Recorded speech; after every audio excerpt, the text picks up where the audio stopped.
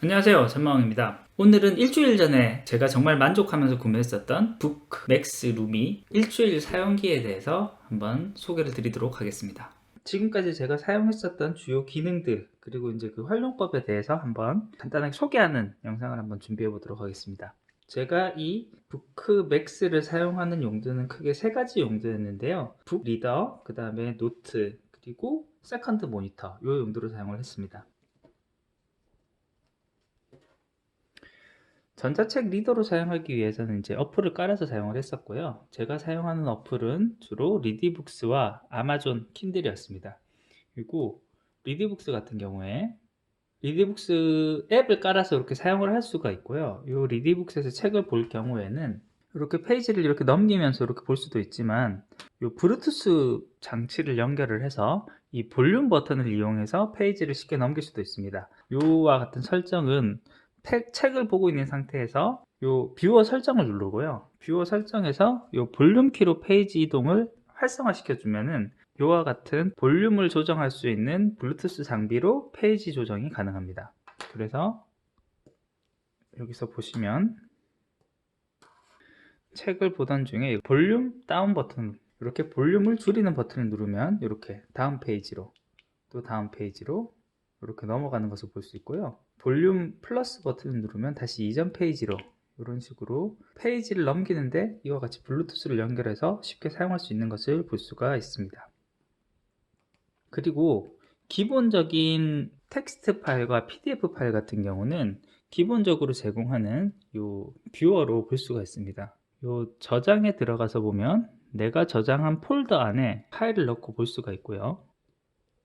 내가 보고 있던 파일을 열어서 이렇게 글을 볼 수가 있습니다. 그리고 특히 텍스트 파일 같은 경우에는요, 가운데를 눌러서 포맷을 설정을 하면 글꼴도 바꿀 수가 있습니다. 그래서 글꼴을 A 시네마 M 이렇게 다시 바꾸면은 이렇게 글꼴이 바뀌는 것을 볼 수가 있고요. 그리고 제가 좋아하는 윤 디자인에서 만든 민국체 이렇게 하면 이것도 글꼴을 이렇게 바꿔가면서 볼 수 있는 것을 볼 수 있습니다. 이 텍스트 파일로 이렇게 열어놓고도 이렇게 밑줄을 끄거나 표시를 이런 식으로 하면서 보는 것도 가능하기 때문에 굉장히 유용하게 볼 수가 있는 기능이라고 할 수 있겠습니다. 이 폰트 같은 경우는요, 이 저장에서 저장 폴더 중에 폰츠라는 폴더를 하나 만들고 이 폰츠라는 폴더 안에 내가 쓰고 싶은 폰트를 이렇게 복사해서 집어넣으면 여기 저장되어 있는 폰트를 불러 들여와서 쓸 수가 있습니다. 그 다음 제가 많이 사용하는 기능으로는 노트 기능인데요, 여기 노트 기능 같은 경우에는 노트에서 이쪽에 노트 싱크 설정으로 들어가면 다른 여러가지 계정과 연결을 해서 사용을 할 수가 있습니다. 여기 다른 계정으로 내보내기에서 계정 관리에 들어가면 여러 종류의 계정을 선택을 할 수가 있는데 저 같은 경우는 여기 있는 원노트 계정에 연결을 해서 같이 사용을 하고 있습니다.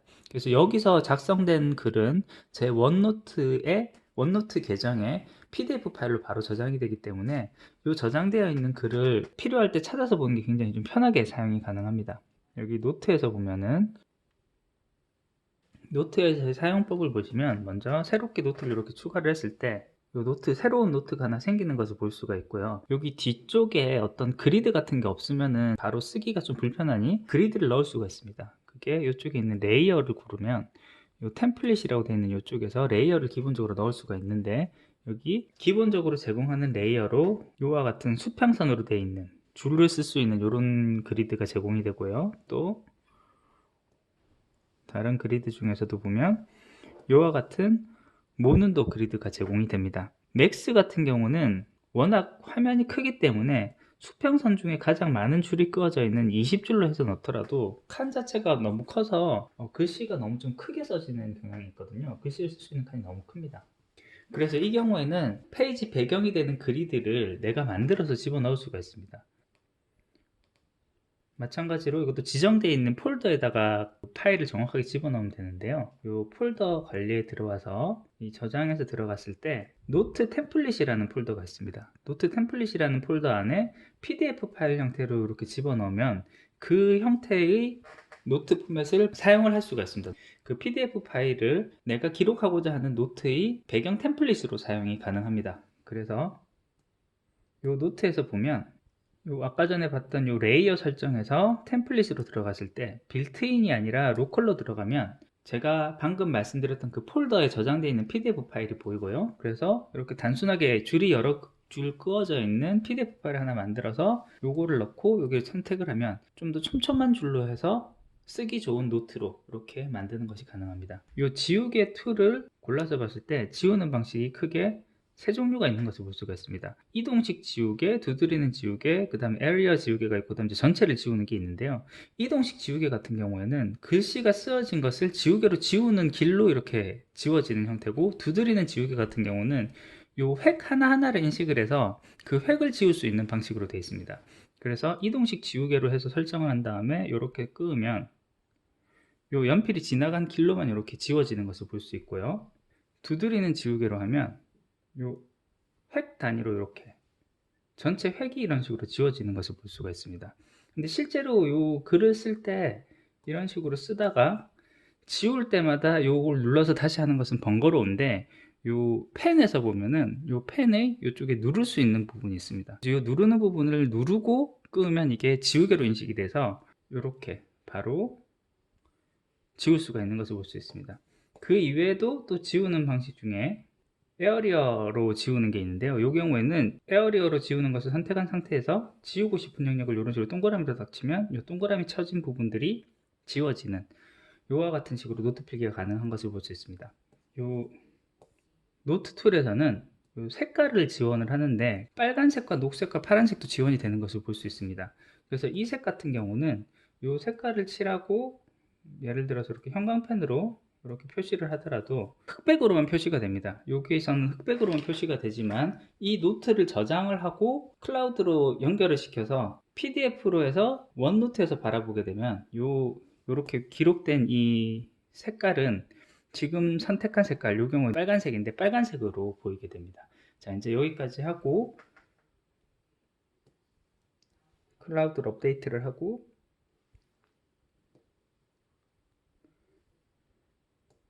이제 컴퓨터와 연결해서 한번 보도록 하겠습니다.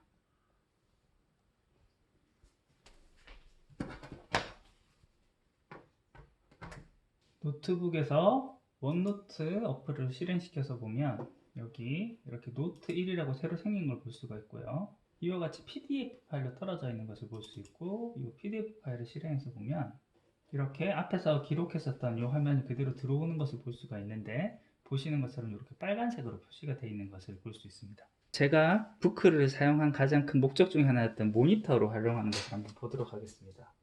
홈으로 돌아가서 앱에서 스페이스 데스크를 누르고요. 그리고 연결된 컴퓨터를 이렇게 연결하면 이런 식으로 바로 이제 스크린으로 연결되는 것을 볼 수 있습니다. 이제 이쪽에 있는 화면을, 이 화면을 이렇게 가지고 와서 보도록 하겠습니다. 여기 보면 이와 같이 화면이 잘 뜨는 것을 볼 수가 있는데, 사실 이렇게 마우스 움직임이 보면은 그렇게 부드럽진 않은 것을 볼 수가 있고요. 이것을 실행을 했을 때 이와 같이 동영상으로 볼 수도 있는 것을 볼 수가 있습니다. 근데 실제 이렇게 잔상이나 아니면은 이제 화면 전환이 아무래도 그 일반 모니터에 비해서는 굉장히 느리기 때문에 실제로 동영상을 보거나 어떤 웹서핑을 할 때 이렇게 사용하기는 그렇게 좀 적절하지는 않습니다. 여기 보시면 움직임이 이렇게 탁탁탁탁 끊어지는 것을 볼 수가 있고요. 여기 모드에서 봤을 때 지금 일반 모드가 아니라 다른 모드로 하면 조금 나을 수가 있습니다. 이 일반 모드를 A2 모드나 X 모드로 하면은 조금 잔상은 남지만 영상이 그래도 좀 부드럽게 흘러갈 수 있는 이런 설정을 할 수가 있습니다. 그래서 예를 들어서 A2 모드로 해서 보면 이 움직임이 아까 전에 비해서는 그래도 훨씬 부드러워진 것을 볼 수가 있지만, 그래도 역시 잔상도 남고 사실 흑백으로밖에 안 보이기 때문에 이와 같은 영상을 보는 용도로 사용하기에는 썩 적당하지는 않은 것을 볼 수가 있습니다. 하지만 어떤 워드 파일을 이렇게 가지고 와서 워드 파일을 문서 편집을 할 때는 이렇게 전체 화면으로 둔 다음에 화면 크기를 좀 최대한 크게 해두고요. 그리고 이 상태에서 이걸 편집을 하면, 사실 실제로 편집을 할 때 대부분 이제 커서를 두고 글씨를 치는 형식이기 때문에 이와 같은 용도로 사용할 때는 눈을 훨씬 편하게 장시간 동안 문서 작업을 할 수 있는 그런 장점이 있을 수 있겠습니다. 이상으로 일주일 사용기를 좀 정리를 해봤고요. 확실히 이와 같은 기기들은 거거익선인 것 같습니다. 화면이 크면 클수록 가지고 다니기에는 좀 불편하지만 실제 사용할 때는 그렇게 편할 수가 없었던 것 같고요. 다만 이게 전자잉크의 특성을 가지고 있기 때문에 눈이 굉장히 편하다는 장점 대신에 흑백밖에 볼 수 없다는 거, 그리고 잔상과 화면 전환 속도가 느리다는 거, 요와 같은 특징만 좀 정확하게 알고 나의 용도에 맞게 쓴다라고 하면은 정말 만족스럽게 쓸 수 있는 기기가 아닐까라는 생각을 해봅니다. 가격이 또 워낙 비싸기 때문에 만약 모니터로, 세컨드 모니터로 사용하겠다라는 용도가 좀 약하거나 아니면 조금 작은 화면으로 세컨드 모니터로 써도 되겠다라는 판단이 있을 경우라면은 사실 이 모델보다 좀 더 작은 사이즈의 모델들을 골라도 얼마든지 유용하게 쓸 수 있지 않을까라는 생각이 들고요. 만약에 제가 우리 아이들이 좀 커서 있던 노트 필기를 위한 타블릿을 구매를 해야 되는 상황이 됐다라고 하면 저는 아마도 우리 아이들에게도 푸크 제품을 제공을 하지 않을까라고 생각이 됩니다. 아무래도 눈을 보호하는 데는 전자잉크만한 건 좀 없는 것이 아닌가라는 생각이 듭니다. 예, 오늘 준비한 것은 여기까지고요. 조금이라도 도움이 되셨다면 구독과 좋아요 부탁드리겠습니다. 끝까지 들어주셔서 감사합니다.